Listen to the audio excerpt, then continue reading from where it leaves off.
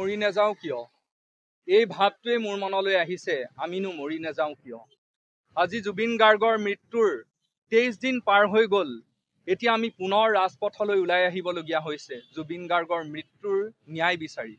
যি জুবিন গাৰ্গক কেতিয়াবা আমাৰ মাজৰ পৰা হেৰুৱাম বুলি আমি কোনেও কল্পনা কৰা নাছিলোঁ। কোনো অসমীয়া মানুহে কেতিয়াও ভাবা নাছিলোঁ যে জুবিন গাৰ্গ আমাৰ মাজৰ পৰা, অন্ততঃ আমাৰ প্ৰজন্মৰ মানুহখিনিয়ে কেতিয়াও আশা কৰা নাছিল যে জুবিন গাৰ্গ নোহোৱা হৈ যাব। সেই জুবিন গাৰ্গৰ ন্যায় বিচাৰি আমি এতিয়া হাতত টেম্পলেট লৈ ক'বলগীয়া হৈছে জাষ্টিছ ফৰ জুবিন গাৰ্গ। আপোনালোকে চাওক, আমি প্ৰতিজন অসমীয়া মানুহে কিন্তু যি ন্যায় বিচাৰ প্ৰক্ৰিয়া অব্যাহত আছে, সেই প্ৰক্ৰিয়াত কিন্তু আমি কোনেও বিশ্বাস কৰিব পৰা নাই। আৰু এনেকুৱা নহয় যে আমি কেইমুঠিমান মানুহে বিশ্বাস কৰা নাই।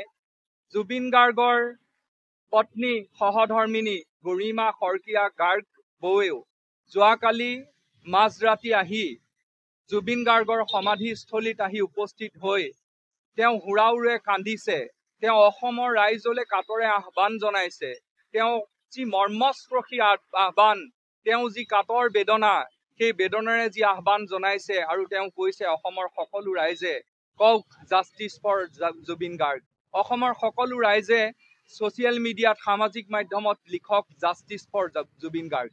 আৰু এই সময়খিনিত আমি দেখিছোঁ যে মুখ্যমন্ত্ৰীগৰাকীয়ে প্ৰতিনিয়ত মাথোন ৰাজনৈতিক অংকত ব্যস্ত হৈ পৰিছে আৰু সেইকাৰণে তেওঁ অৰুণোদয় 3.0ত ব্যস্ত হৈছে। তেওঁ অৰুণোদয় 3.0ৰ নামত তেওঁৰ মহিলাসকলক যি 1250 টকা দিবলগীয়া আছিল তেওঁ এনেও দিব পাৰিলেহেঁতেন। আজি জুবিন গাৰ্গৰ ন্যায় বিচাৰ সম্পূৰ্ণ নোহোৱালৈকে মুখ্যমন্ত্ৰীগৰাকী কিয় ৰৈ নাথাকিল? কিয় তেওঁ ৰাজনৈতিক অংকবিলাকত ব্যস্ত হ'ল? কিয় তেওঁ অসমীয়া জাতিটোক মিঠাতেলৰ বটল এটা দি পেলাই কিনিবলৈ খুজিছে? যি জাতিটোৱে এটা সময়ত কৈছিল যে তেজ দিম তেল নিদিওঁ, সেই জাতিটোক আজি মুখ্যমন্ত্ৰীগৰাকীয়ে এনেকুৱা ভেঙুচালি কৰিছে যে আপোনালোকক মিঠাতেল দিম, আপোনালোকে আমাক 26ত চৰকাৰ গঠন কৰি দিয়ক। কি নিৰ্লজ্জ মন্তব্য! আৰু ইয়াৰ পাছত আৰু এই মুখ্যমন্ত্ৰীগৰাকীক লৈ পেলাই কিবা কথা ক'বলৈ আচলতে মনেই নোযোৱা হৈছে।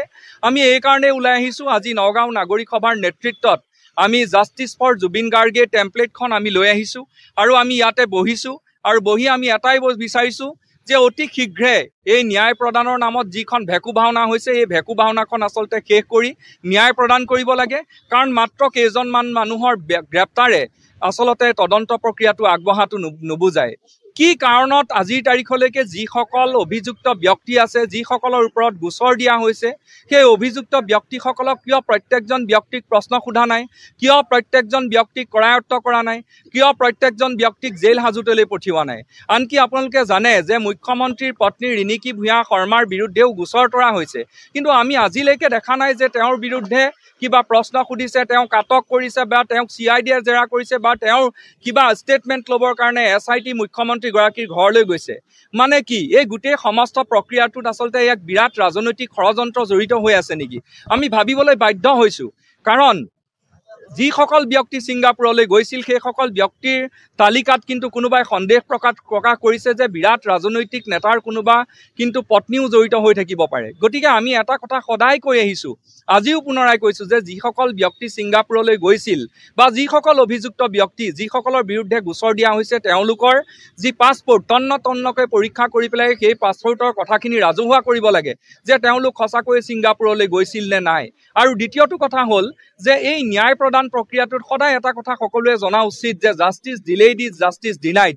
গতিকে এনেকৈ যদি লেহেমীয়া প্ৰক্ৰিয়া এটাৰে 3 মাহ 4 মাহ কৰি পেলাই মুখ্যমন্ত্ৰীয়ে এই গোটেই প্ৰক্ৰিয়াটোক আচলতে যদি তেওঁ অপৰাধীসকলক বচাবলৈ যত্ন কৰিছে, সেই কথা কিন্তু অসমৰ ৰাইজে কেতিয়াও হ'বলৈ নিদিয়ে। আমি জুবিন গাৰ্গৰ ন্যায় আমাক লাগিবই। কিবা কাৰণত যদি এই ন্যায় দিয়াত ব্যৰ্থ হয়, তেতিয়া কিন্তু ভয়ংকৰ আন্দোলন আৰু ভয়ংকৰ প্ৰতিবাদৰ সন্মুখীন হ'ব বৰ্তমানৰ চৰকাৰখন।